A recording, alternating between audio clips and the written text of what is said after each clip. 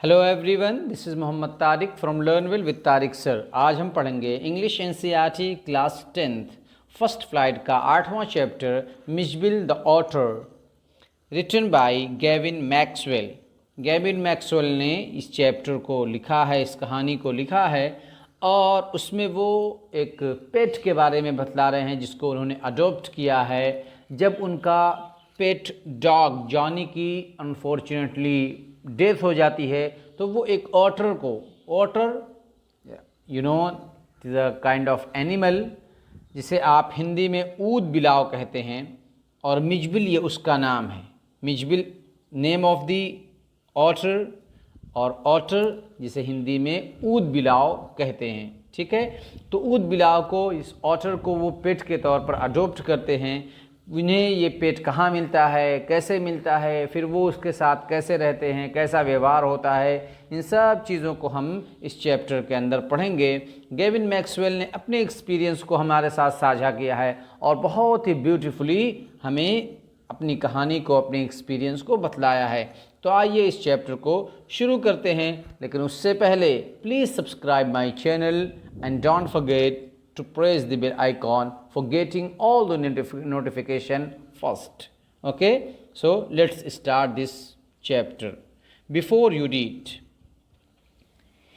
Gavin Maxwell lives in a cottage in Camasferna in the West Highland in Scotland. Gavin Maxwell जो इस chapter के author हैं, वो कहाँ रहते हैं? एक कुटिया में रहते हैं, एक झोपड़ी में रहते हैं। कॉटेज, कुटिया, झोंपड़ी। कहाँ? कैमसफेरना।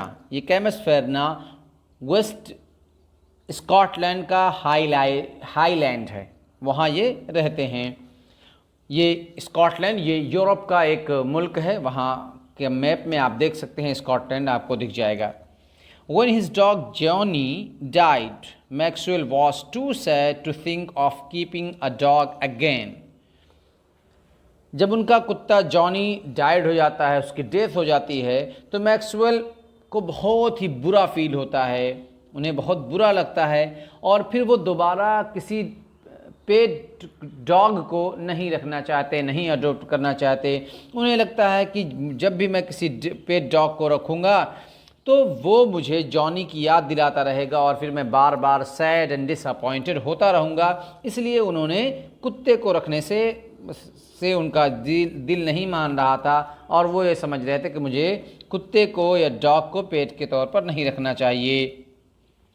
But life without a pet was lonely. लेकिन वो ये कह रहे हैं कि बगैर पेट की ज़िंदगी बिल्कुल तनहा है, बिल्कुल बेकार है। आप अकेले कैसे रख सकते हो? आप बोर हो सकते हो, बोर रहोगे, इसलिए आपको पेट तो रखना ही पड़ेगा। तो अब पेट को रखना है और लेकिन डॉग को नहीं रखना चाहते, वो जॉनी की याद दिलाएगा, तो वो क्या करते हैं? देखिए, रीड व्हाट हैपेंड देन। फिर क्या हुआ?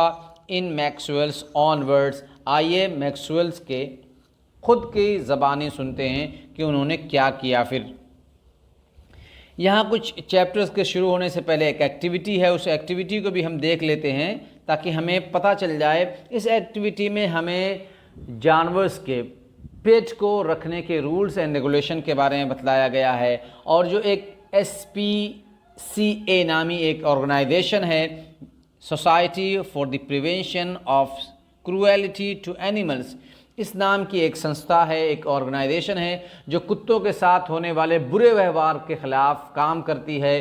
कुत्तों का साथ ये पेट के लिए, जानवरों के लिए काम करती है। और जब भी किसी जानवर के साथ अत्याचार होता है, उसके साथ बुरा व्यवहार किया जाता है, तो ये ऑर्गेनाइजेशन और ये संस्था उसके ख़िलाफ़ काम करती है। तो आइए पहले जानते हैं गवर्नमेंट ऑफ इंडिया का रूल्स क्या है किसी भी जानवर को पेट के तौर पर अडॉप्ट करने के लिए। ऐसा नहीं है कि आप कोई जानवर लेकर आए, उसको पेट बनाया और फिर उसको छोड़ दिया 2-4 दिन 10 दिन जितना आपको दिल लगा कि उससे दिल बहला लिया, फिर आपने उसको छोड़ दिया। तो ऐसा नहीं हो सकता। ये भी रूल है एंड रेगुलेशन है हर चीज़ के। हम एक ऐसी कंट्री में रहते हैं, इंडिया में रहते हैं, जहाँ हर चीज़ के लिए एक रूल है, हर एक चीज़ के लिए एक रेगुलेशन है, संविधान है, उसके अकॉर्डिंग हमें चलना पड़ता है। तो उसके अकॉर्डिंग हमें पेट को रखना भी है। और क्या पेट को रखने के लिए हमें क्या क्या करना पड़ेगा, आइए देखते हैं इस एक्टिविटी में। Do you have a pet? If you do, you perhaps know that a pet is a serious responsibility. क्या आपके पास कोई पेट है? किसी जानवर को आपने बतौर पेट अडॉप्ट किया है? इफ़ यू डू, अगर आपने किया है यानी आपके पास पेट है, यू परहैप्स नो, तो आप शायद जानते हैं कि एक पेट ये बहुत ही ज़्यादा सीरियस रिस्पॉन्सिबिलिटी है, ये बहुत ही जिम्मेदारी का काम है। ऐसा नहीं कि आप लाए और छोड़ दिया उसको, 2 दिन जब तक आपने उसके दिल बहलाया, फिर आपको लगा यार अब तो बोरियत हो रही है, बार बार ये आ जाता है, मेरे काम में टांग अड़ाता है, खाने नहीं देता, पीने नहीं देता, सोने नहीं देता, तो आपने उसको हटा दिया, किनारे लगाने लग गए आप। ऐसा नहीं है, वो बहुत ही सीरियस रिस्पॉन्सिबिलिटी है, उसे जिम्मेदारी के साथ रखना पड़ता है। Read in the box below what the SPCA, the Society for the Prevention of Cruelty to Animals, has to say about how to care for a pet. नीचे के बॉक्स को पढ़िए कि SPCA जो ऑर्गेनाइजेशन है, जिसका फुल फॉर्म है society for the prevention of cruelty to animals, has to say, ये कुछ बता रहा है पेट को कैसे केयर करना है, इसके बारे में ये बतला रहा है। आइए इस बॉक्स को फिर पढ़ते हैं। Owning a pet is a lifetime of commitment, up to 10 years of more if you own a dog or a cat, involving considerable responsibility. किसी पेट का मालिक हो जाना, किसी पेट को अपना बना लेना is a life time of commitment, ये ज़िंदगी भर का, पूरी ज़िंदगी का कमिटमेंट है। ऐसा नहीं कि किसी पेट को आप लाए, 2 दिन रखा, 4 दिन रखा, 10 दिन रखा, ऐसे उसको छोड़ दिया, उसकी पूरी लाइफ के अब आप जिम्मेदार हैं, अब आप उसके लिए रिस्पॉन्सिबल हैं, आप ही से उसका जवाब मांगा जाएगा और आप उसके जवाबदेह होंगे। अप टू 10 years और मोर if you on a dog और अ कैट, और जो कैट होते हैं या डॉग होते हैं, इनकी बहुत ज़्यादा उम्र नहीं होती, ये एटलीस्ट 10 ईयर होते हैं, या उससे भी पहले या उसके बाद भी। कुछ ही ऐसे होते हैं जिनकी जो उम्रें होती हैं, जो उनकी जो उम्र होती है वो उससे ऊपर जाती है। ज़्यादातर ऐसा होता है कि 10 साल के अंदर अंदर ये पेट, चाहे डॉग हो चाहे कैट हो, इन्हीं को चूँकि जो लोग होते हैं वो पेट के तौर पर रखते हैं, बिल्ली को या कुत्ते को, इस वजह से इन्हीं की बात कर रहे हैं। और ये कह रहे हैं कि ये 10 ही साल से ज़्यादा 10 साल तक रहते हैं, 10 साल से ज़्यादा नहीं रहते। इन्वॉल्विंग कंसिडरेबल रिस्पॉन्सिबिलिटी, और ये बहुत ही ज़्यादा गौर करने वाली बात है और बहुत ही ज़्यादा जिम्मेदारी वाली बात है कि आप उसको रखें तो आप उसकी ज़िम्मेदारी भी संभालें, उसके खाने का, उसके पीने का, उसके सोने का, उसके रहने का, हर चीज़ का आप इंतज़ाम करें। The decision to acquire one therefore should be made by the whole family. इसीलिए कह रहे हैं कि जब आप फैसला लें कि आपको पेट लाना है, आपको पेट अडॉप्ट करना है, आप किसी कुत्ते को, किसी बिल्ली को पेट बनाना चाहते हैं, तो उससे पहले the decision to acquire one, acquire means to own, हासिल करना, तो उसको हासिल करने से का फैसला जब वो हो तो ये सिर्फ आपका ना हो, should be made by the whole family, पूरी फैमिली का हो। ऐसा नहीं कि सिर्फ आप ही उसके ज़िम्मेदार हैं, आप कहीं चले गए तो उसकी कोई केयर करने वाला ही नहीं है, तो पूरी फैमिली जब उसको केयर करेगी, पूरी फैमिली का डिसीजन होगा कि हाँ एक पेट आना चाहिए, कुत्ता हो या बिल्ली हो या कोई और भी एनिमल हो, वो पेट के तौर पर जब आएगा तो फैमिली के सारे मेम्बर्स उसका केयर करेंगे, उसकी रिस्पॉन्सिबिलिटी को समझेंगे और ये समझेंगे कि हम इसके जवाबदेह होंगे। Without full agreement by everyone, the pet could end up unwanted. अगर पूरी फैमिली की इच्छा ना हो, पूरा फैमिली उस पर एग्री ना हो, उसको एक्सेप्ट ना करती हो कि नहीं पेट नहीं आना चाहिए, तो आप पेट मत लाइए। और अगर आप ला रहे हैं तो पूरी फैमिली को पहले राज़ी कीजिए, पहले उनको एग्री कीजिए, और कि जब आप ला दें उस पेट को तो पूरी फैमिली खुशी खुशी हैप्पीली उस पेट को अडॉप्ट करे, उस पेट को एक्सेप्ट करे। और अगर आपने ऐसा नहीं किया, the pet could and up unwanted, तो हो सकता है कि कुत्ता वो पेट ये समझे कि मैं तो यहाँ बगैर चाहे हुए आ गए, ये लोग तो मुझे चाहते नहीं, फिर भी मुझे यहाँ लेकर चले आए। Puppies and kittens are so adorable, it is easy to understand why adults and children alike would be attracted to them.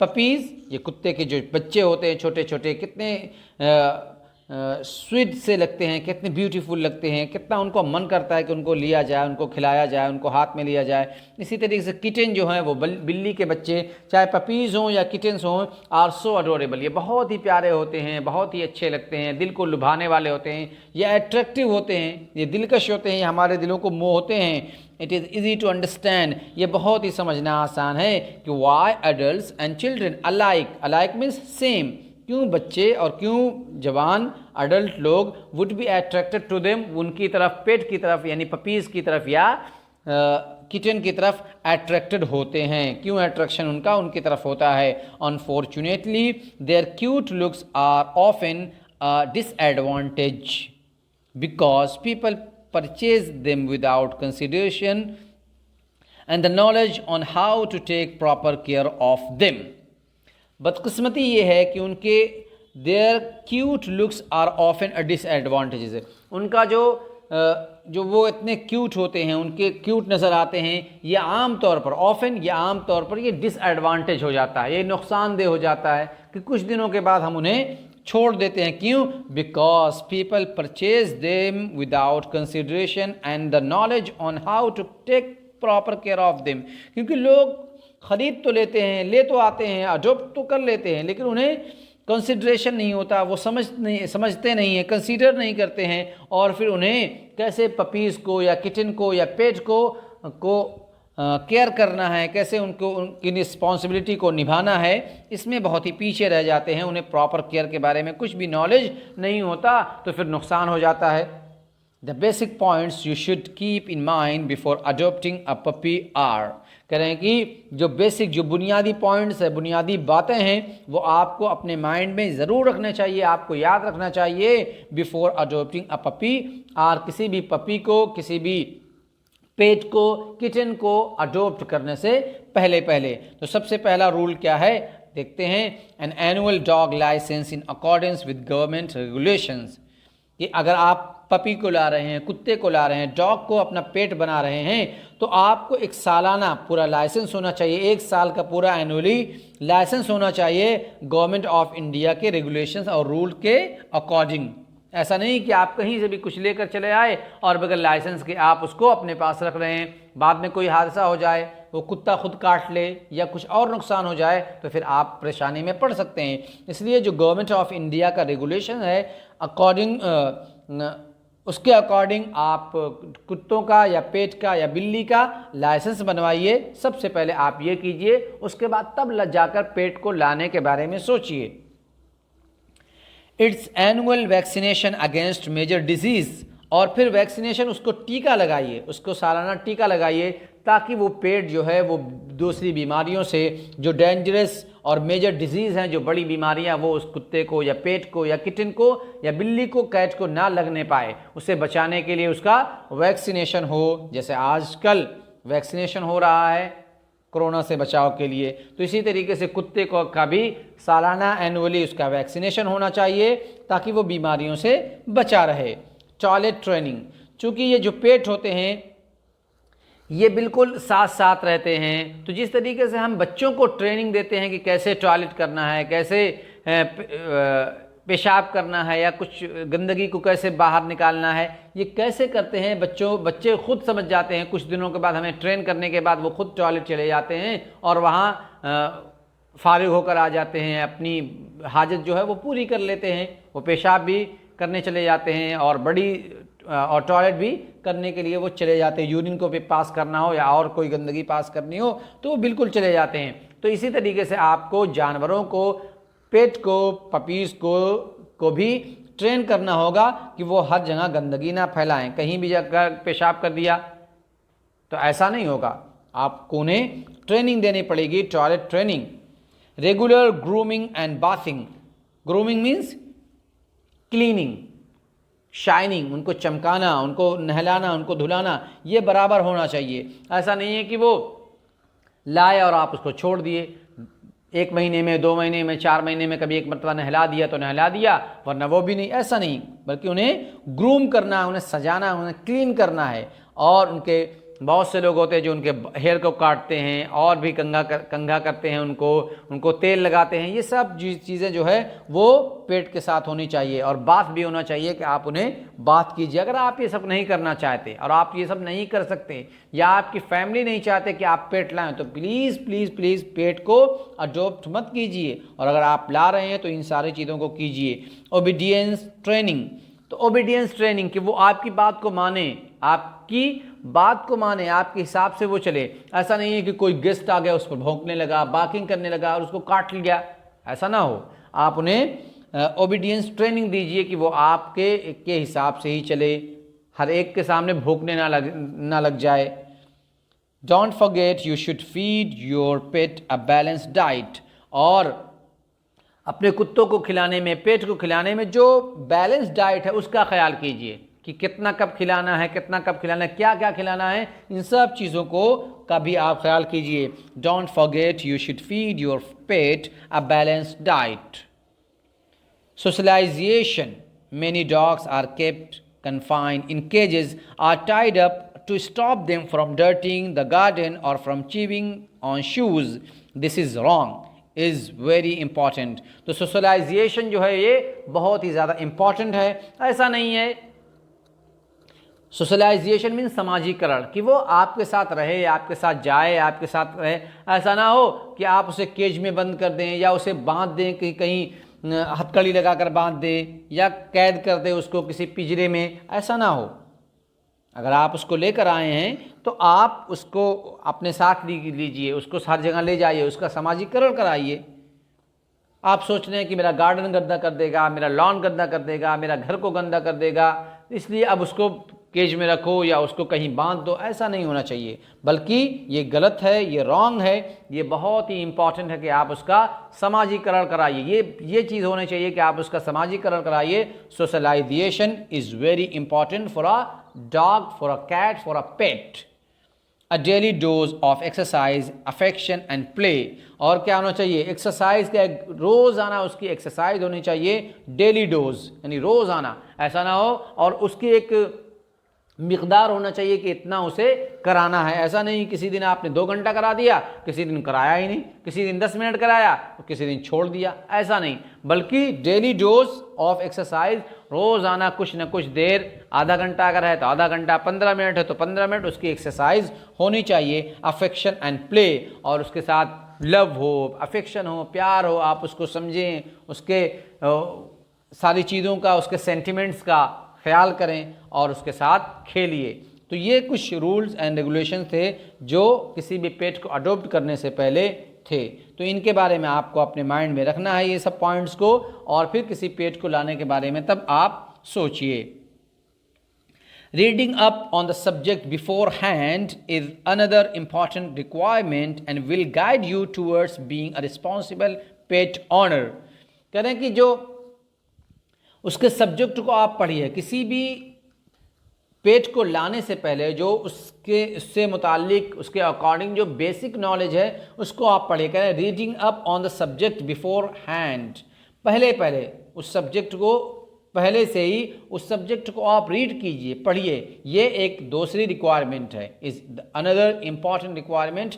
और ये चीज़ जो है ये will guide you towards being a responsible pet owner. ये चीज़ आपको गाइड करेगी कि कैसे किसी पेट के लिए रिस्पॉन्सिबल बना जाता है, कैसे किसी पेट को अडॉप्ट करने के बाद उसे संभाला जाता है, उसका केयर किया जाता है। Selected pet shops and major book stores provide books on the care of various breeds and pets. कह रहे सिलेक्टेड जो पेट शॉप्स हैं, जहाँ आप जिस दुकान पर या शॉप पर पेट मिलते हैं, या जो मेजर बुक स्टोर्स हैं, जो लाइब्रेरीज़ हैं, वहाँ जाकर आप जाइए और वहाँ आपको ये सब चीज़, ये दोनों चीज़ें, या चाहे सिलेक्टेड पेट शॉप हो या मेजर बुक स्टोर है, ये दोनों आपको पेट से मुताल्लिक, पेट के अकॉर्डिंग बुक्स प्रोवाइड कर देंगे, जिससे आप अलग अलग तरह के वेरियस ब्रीड मीन्स होता है नस्ल, स्पेसिफिक ग्रुप ऑफ एनिमल, जो नस्ल होती है। तो कुत्ते जैसे है, कुत्तों में बहुत सी नस्लें होती हैं, तो इनके बारे में जानने के लिए या किसी भी पेट्स के बारे में जानने के लिए ये 2 जगह हैं जहां आप जा सकते हैं। उसके बाद देखिए यहाँ एक दिया हुआ है कि imagine someone has gifted you a pet, किसी ने आपको पेट गिफ्ट किया।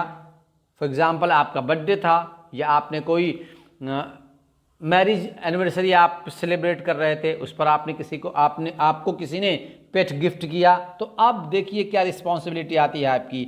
With your partners help make a list of things you need to know about the pet in order to take good care of it. तो आप अपने partner की मदद से यहाँ एक लिस्ट बनाइए उन चीज़ों की जो पेट को रखने के लिए, पेट को अच्छे से टेक केयर करने के लिए, उसको केयर करने के लिए ज़रूरी हैं, जो बुनियादी चीज़ें हैं उनकी यहाँ एक लिस्ट बनाइए। One has been done for you, एक आपके लिए कर दिया गया है। Do it for yourself, ये आप खुद से कीजिए, एक कर दिया गया है। The food is it eats, जो पिछला बॉक्स गिर रहा है उसके अकॉर्डिंग भी आप बना सकते हैं, या आप अपनी तरफ से कुछ भी बना सकते हैं, कुछ भी लिस्ट लगा सकते हैं। अब यहाँ देखिए एक तीसरी चीज़ है, otters are found in large numbers in the marshes, wet areas near lakes, rivers और seas near Basra, a town in Iraq. इस चैप्टर में चूंकि जो मैक्सवेल हैं, ऑथर हैं, वो ऑटर को अडोप्ट करना चाहते हैं, ऑटर को ये पेट बनाना चाहते हैं। तो चूंकि ऑटर जो है ये आम तौर पर ज़्यादातर लोग जनरली लोग इसको पेट नहीं बनाते हैं, इसलिए यहाँ थोड़ा सा ज़्यादा अहमियत के साथ उसको बयान कर रहे हैं। अब यहाँ कह रहे हैं कि ऑटर जो है ये मिलेगा कहाँ, ये हर जगह तो मिल नहीं सकता। तो ऑटर क्या है, पहले तो आप ऑटर की एक पिक्चर देख लीजिए कि ऑटर है क्या। इसी चैप्टर में आपको ये पिक्चर देखिए दिख रही है, ये ऑटर है, ठीक है, ये ऑटर आप देख लीजिए। तो ऑटर ये मिलता कहाँ है, यहाँ हम देखते हैं, otters are found in large numbers in marshes near Basra. कह रहे बसरा के जो मार्शेस हैं, जो दलदल हैं, जो पानी वाले और वेट एरियाज हैं, वहाँ बहुत बड़ी तादाद में लार्ज नंबर में ये पाए जाते हैं। आप वहाँ से इन्हें फाइंड आउट कर सकते हैं। For example wet areas near lakes, गीले इलाके, वेट एरियाज, चाहे वो लेक के पास हों, रिवर्स के पास हों, नदियों के पास हों, तालाब के पास हो, या कहीं भी सीज और समंदर के पास हो, या आपको बसरा में मिल जाएगा, बसरा के पास। And Basra a town in Iraq, ये बसरा इराक का एक टाउन है। Imagine you wanted to bring an otter from Iraq to London as a pet. थोड़ा सा आप इमेजिन कीजिए कि आप इराक से लंदन एक पेट को आप लाना चाहते हैं, तो आपको कैसे लाना होगा? क्या आपको लगता है कि बहुत परेशानी होगी, या आप ला पाएंगे या नहीं ला पाएंगे? उनको लाने के लिए कैसी परेशानियों का आपको सामना करना पड़ सकता है, इसके बारे में थोड़ा सा इमेजिन कीजिए कि आप कैसे लाएंगे। What special arrangement would you need to make for your pet otter, किस तरीके की अरेंजमेंट आपको करनी पड़ेगी, किस तरीके के इंतज़ाम आपको करने पड़ेंगे उस पेट को इराक से लंदन लाने के लिए। You would need to find a place with lots of water. For example के तौर पर आपको तो सबसे पहले ज़रूरत होगी आपको कि आप फाइंड आउट करें एक ऐसी जगह जहां पानी बहुत ज़्यादा हो, विद लॉट्स ऑफ वाटर, जहां पानी बहुत ज़्यादा हो, जहां मार्शेस हो, वो जगह मार्शेस हो, दलदल हो, ताकि पेट जो है वो वहीं उसी जगह पर, ये पेट यानी ऑटर उस जगह पर आराम से रह सके। What other point should you think about, और दूसरे कौन से पॉइंट को आप सोच रहे हैं, आपके माइंड में पॉइंट्स दूसरे आ रहे हैं। The information about Iraq and London given below may help you. अब देखिए कि आप इराक से लंदन पेट ला रहे हैं, तो किस तरीके के अरेंजमेंट आपको करने पड़ेंगे। आप इस बॉक्स को पढ़िए, इसमें इराक और लंदन के बारे में दिया गया है कि जहां इराक में बसरा में ऑटर बहुत ज़्यादा पाए जाते हैं, तो वहाँ का इलाका कैसा है, वहाँ के एरिया कैसे हैं, उसी के अकॉर्डिंग आपको लंदन में अरेंजमेंट करनी पड़ेगी। तो दोनों को पहले हम पढ़ लेते हैं, then we will start the chapter from here. Iraq has mostly broad plains and marshes along the Iranian border in the south with large flooded areas। कहते जो इराक है वो बहुत ही ब्रॉड प्लान है, यानी आबादी बहुत ज़्यादा नहीं है और वहाँ जो है दलदल हैं ईरानियन बॉर्डर पर साउथ में, और वहाँ विद लार्ज फ्लडेड एरिया, और वहाँ सैलाब बहुत ज़्यादा आता है, फ्लड बहुत आता है, उसकी वजह से सारी जगहें मार्शेस हैं, दलदल ज़्यादा आपको मिलेंगे। A large part of Iraq and area is desert, और इराक का एक बहुत बड़ा हिस्सा जो है और जो ज़मीन उसकी है, लैंड का एरिया, ये डिज़र्ट है, रेगिस्तान है, बिल्कुल जंगल है। So it has cool winters and dry, तो यहाँ पर का जो विंटर होता है वो बहुत ही कूल होता है और ड्राई भी होता है। हॉट एंड क्लाउडलेस समर्स, और यहाँ की जो मौसम है, वेदर है, वो हॉट भी है यानी गर्मी भी वहाँ पड़ती है, एंड क्लाउडलेस, वहाँ बादल नहीं होते आसमान में, समर में ऐसा ही होता है। The mountain areas near Iran and Turkey have cold winters, और जो उनका माउंटेन एरिया है जो ईरान और टर्की से लगता है, टर्की के किनारे का है, वो वहाँ का एरिया जो है वो कोल्ड विंटर्स है, यानी वहाँ पर सर्दी बहुत ज़्यादा पड़ती है। There is heavy snowfall there, और वहाँ बर्फ़बारी भी बहुत होती है, स्नोफॉल होता है, बर्फ़बारी होती है। And when the snow melts in spring it causes blood in central and southern Iraq, और जब when the snow melts in spring, जब मौसम बहार आता है, वसंत का मौसम आता है, और ये बर्फ़बारी की वजह से बर्फ़ जो जमा होता है, इन दोनों का जब कॉम्बिनेशन होता है, ये दोनों जो मिलते हैं, एडिशन इनका होता है, तो यही वजह बनती है सेंट्रल एंड साउदर्न इराक में फ्लड की। तो इसी वजह से वहाँ फ्लड बहुत ज़्यादा आता है। तो आप ऐसी जगह से, इराक से, बसरा से आप एक ऑटर को ला रहे हैं और लंदन ला रहे हैं, तो अब लंदन में आपको किस तरह के अरेंजमेंट करने पड़ेंगे, इस इराक के बारे में पढ़ने से आपको कुछ समझ में आया होगा कि ऑटर के लिए आपको कैसी फील्ड, कैसी ज़मीन, कैसा एरिया बनाना पड़ेगा। अब लंदन के बारे में पढ़ लेते हैं कि लंदन कैसा है, दोनों का एटमॉस्फेयर सेम है या कुछ अलग है। London has a large population and it's very busy city, वहाँ के बारे में क्या कहा था, मोस्टली ब्रॉड प्लान्स, और लंदन के बारे में कह रहे हैं कि यहाँ की जो पॉपुलेशन है वो बहुत बड़ी है, a large population and is very busy city, बहुत ही बिजी है, बहुत ही बिजी सिटी है ये। In addition to multi storey buildings, और क्या है यहाँ पर बहुत ज़्यादा बिल्डिंगें हैं जो कई मंजिला हैं, कई मंजिला, 1 2 3 4 5 नहीं, बल्कि और बहुत ज़्यादा मंजिल वाली, बहुत ज़्यादा तल्ले वाली बिल्डिंगें हैं। However it has many open space are parks, लेकिन फिर भी यहाँ पर स्पेस हैं, खाली जगह हैं जहाँ पार्क हैं या और भी इस तरह की चीज़ें हैं। तो इन सब के बावजूद, मल्टी स्टोर बिल्डिंग के बावजूद, पॉपुलेशन ज़्यादा होने के बावजूद, बिजी सिटी होने के बावजूद, यहाँ पार्क हैं और स्पेसेस हैं। It has a temperature climate, for example it is neither very hot nor very cold, और जो यहाँ का एटमॉस्फेयर है वो बिल्कुल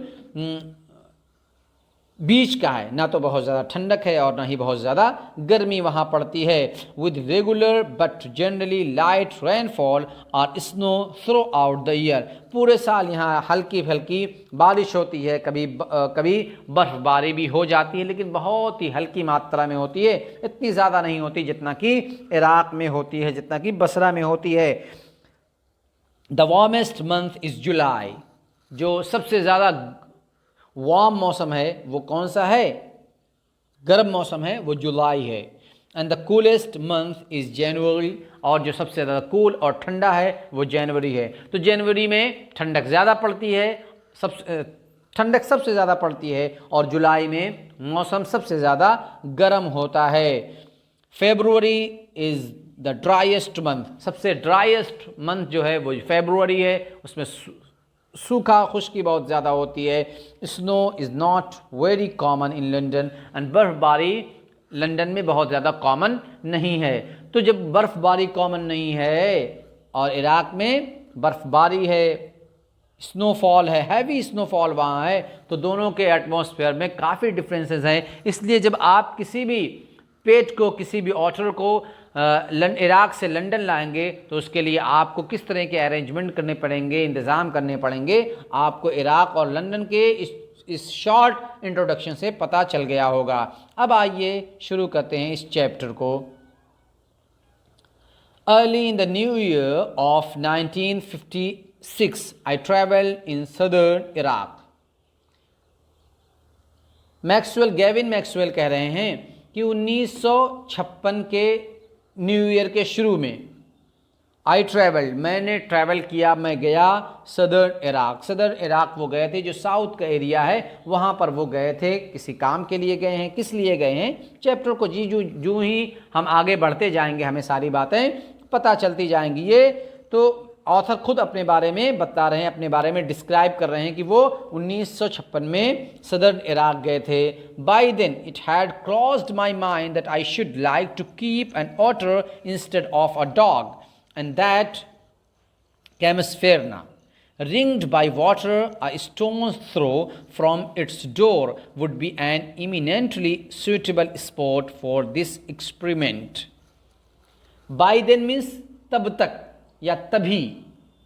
जब वो वहाँ गए तो उनके माइंड में तभी एक चीज़ आई। Crossed my mind means came into my mind. उन्होंने उनके माइंड में कोई चीज़ आई, उन्होंने कुछ सोचा। क्या सोचा? It had crossed my mind. उन्होंने सोचा that I should like to keep an otter instead of a dog, कि उन्हें एक ऑटर को अडोप्ट करना चाहिए, उसे पेट बनाना चाहिए एक डॉग की जगह। क्यों? इसलिए कि वो कह रहे थे कि जो जॉनी जो उनका पेट डॉग था उसकी अनफॉर्चुनेटली डेथ हो गई थी। अगर वो दोबारा किसी डॉग को पेट बनाते तो बार बार जॉनी की याद दिलाती, जिससे वो डिसअपॉइंटेड हो जाते, सैड हो जाते।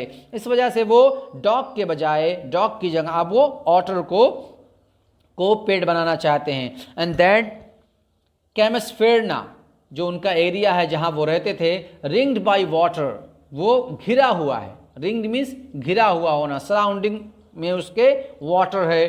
एंड स्टोन थ्रो, और stone throw means a very short distance, और थोड़ी ही दूरी पर फ्रॉम इट्स डोर, वहाँ से would be an eminently suitable spot for this experiment.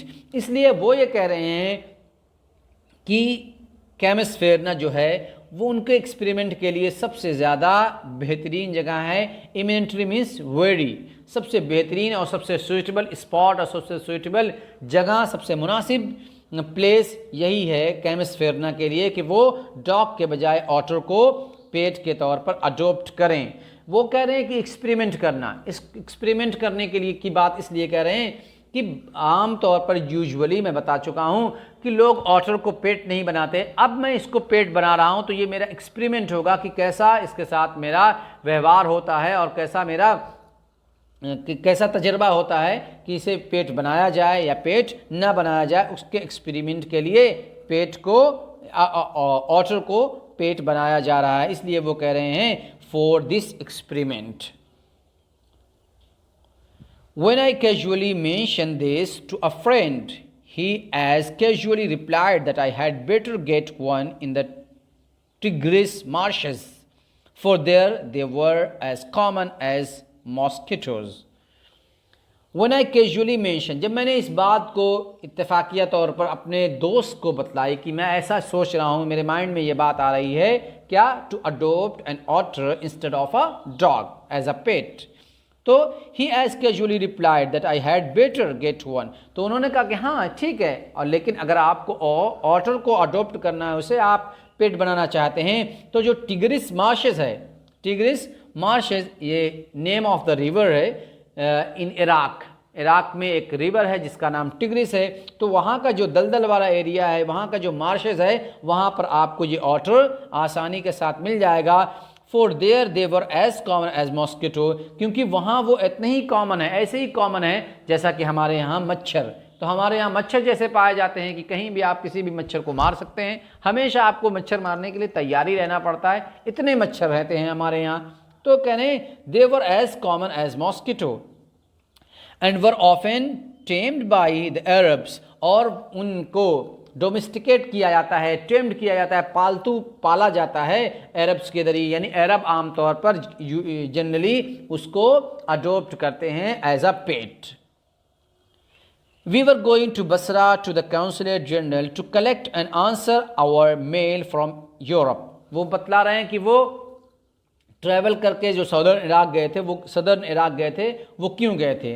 वो कह रहे हैं कि हम यानी मैं और माय फ्रेंड, हम लोग बसरा जा रहे थे कॉन्सुलेट जनरल में, वहाँ का जो कॉन्सुलेट जनरल था वहाँ जा रहे थे। हमें एक मेल का आंसर चाहिए था, to collect an answer our mail, कलेक्ट करने के लिए एक मेल के आंसर को फ्रॉम यूरोप, जो यूरोप से आ रहा था। यूरोप से एक मेल आ रहा था जिसका, यूरोप से एक मेल के द्वारा एक आंसर आ रहा था जिसे कलेक्ट करने के लिए ये Maxwell and his friend were going to the Basra.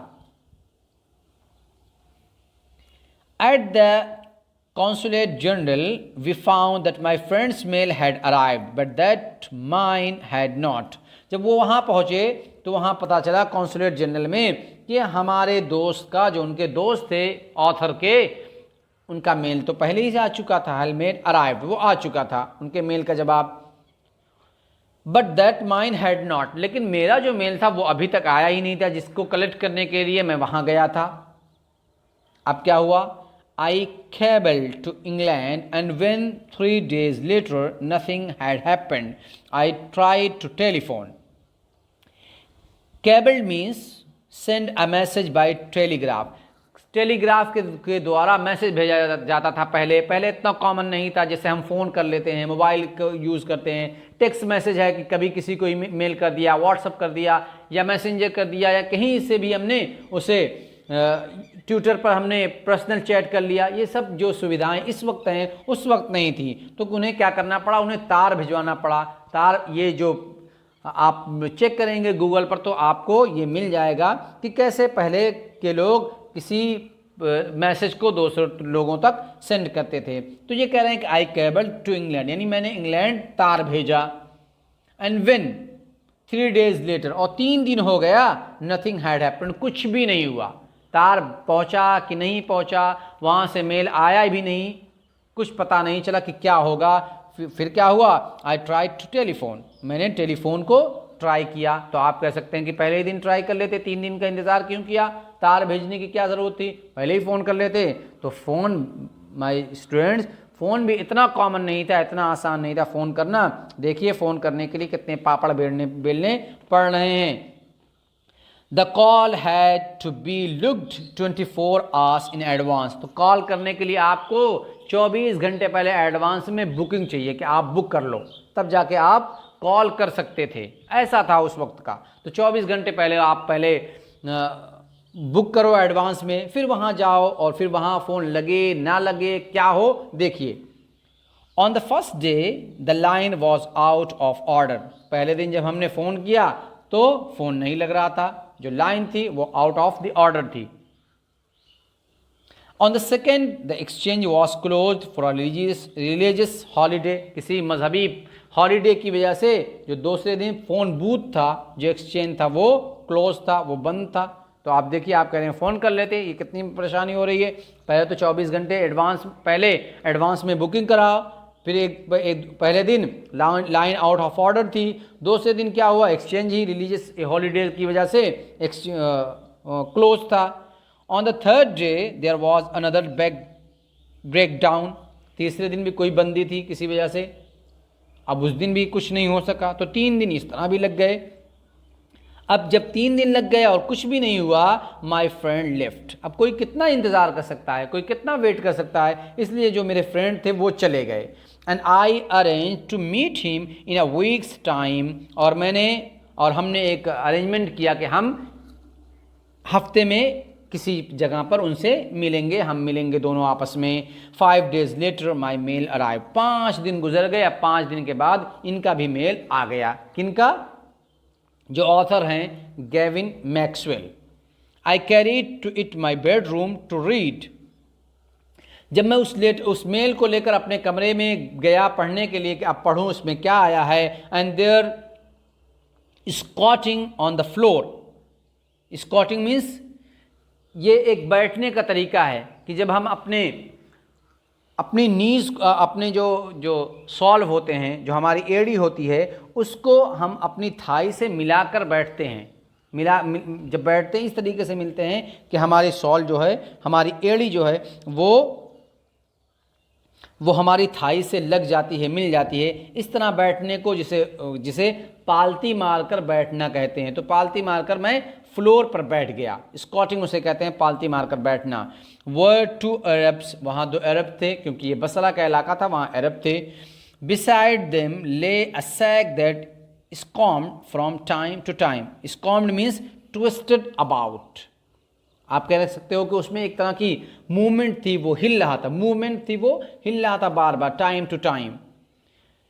Beside them यानी उन दोनों अरब्स के बगल में, उनके पास में एक सैक पड़ा हुआ था, एक बोरी पड़ी हुई थी। सैक मीन्स बोरी, एक बोरी पड़ी हुई थी जो बार बार हिल रही थी। They handed me a note from my friend. उन लोगों ने मुझे हैंड ओवर किया एक नोट फ्रॉम माई फ्रेंड, जो मेरी फ्रेंड की तरफ से आया था मेरे पास। हेयर इज़ योर ऑर्डर, और क्या ये रहा आपका ऑर्डर। तो इसका मतलब ये हुआ कि उनके फ्रेंड जो थे, वो जो उनको छोड़कर गए थे, चले गए थे, जिनका मेल आ चुका था, वो गए हों और वो इनके लिए ऑर्डर का अरेंजमेंट कर दिए हों, उनके लिए इंतज़ाम कर दिए हों। तो ये था पहला पार्ट, जिसमें हमने देखा कि कैसे इन्हें ऑर्डर मिला।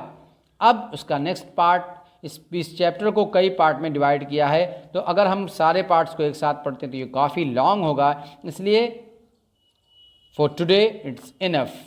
मिलते हैं नेक्स्ट पार्ट के साथ। Till then take care and have fun.